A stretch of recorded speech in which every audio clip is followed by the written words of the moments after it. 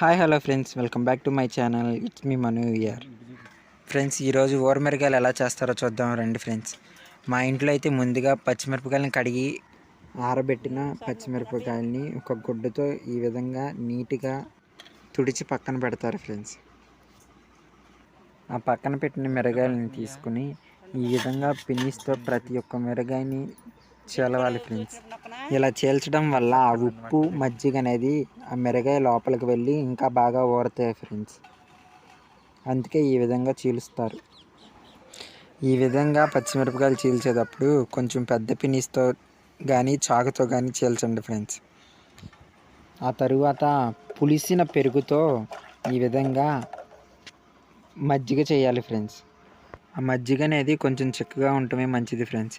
అందులో దంచిన వాము జీలకర్ర పొడి ఆ మజ్జిగలో కలపాలి ఫ్రెండ్స్. కలపడం వల్ల మనకి ఆ మిరగాయలు తిన్నప్పుడు గ్యాస్ కానీ అలాంటివి ఏమీ రాకుండా ఉంటాయి.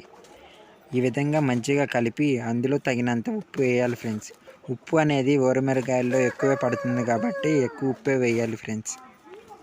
ఉప్పు వేసిన తర్వాత ఆ ఉప్పు కరిగేదాకా ఈ విధంగా తిప్పాలి ఫ్రెండ్స్. తిప్పాక మనం చీల్చి పెట్టుకున్న మిరగాయలు అనేది ఆ మజ్జిగలో కలిపేయాలి ఫ్రెండ్స్. ఆ మిరగాయలు కలిపిన 3వ రోజు మళ్ళీ ఇదే విధంగా మజ్జిగ అనేది మార్చాలి ఫ్రెండ్స్. మార్చిన తర్వాత 5వ రోజున ఇంకా ఊరమిరకాయలు ఎండబెట్టుకోవడమే ఫ్రెండ్స్. మిరగాయలు అనేది సత్తు దాంట్లో మాత్రం ఊరబెట్టబాకండి ఫ్రెండ్స్. ఎందుకంటే ఆ ఉప్పు ఆ పులుపు కలిసి ఆ సత్తు గిన్నెని పాడు చేసేస్తాయి. ఇంతే ఫ్రెండ్స్. మీ ఇంట్లో ఏ విధంగా ఊరమిరకాయలు చేస్తారో కామెంట్ రూపంలో తెలియజేయండి ఫ్రెండ్స్. నా వీడియోస్ కనుక మీకు నచ్చినట్టయితే లైక్ చేయండి, షేర్ చేయండి. అండ్ మరిన్ని వీడియోస్ కోసం నా ఛానల్ సబ్స్క్రైబ్ చేయండి. ఉంటా ఫ్రెండ్స్, బాయ్ మరి.